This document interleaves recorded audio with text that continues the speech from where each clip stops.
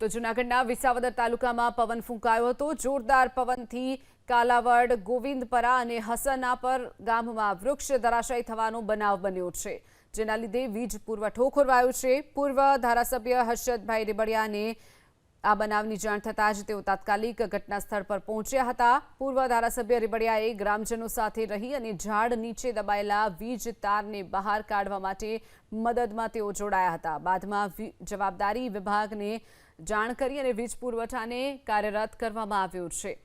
તો જૂનાગઢમાં અનેક જગ્યા પર વૃક્ષો ધરાશાયી થવાની ઘટના પણ બની છે। ભારે પવન ફૂંકાવાના કારણે કાલાવડ, ગોવિંદપરા અને હસના પરમાં મહાકાય વૃક્ષો ધરાશાયી થવાની પણ ઘટના બની છે।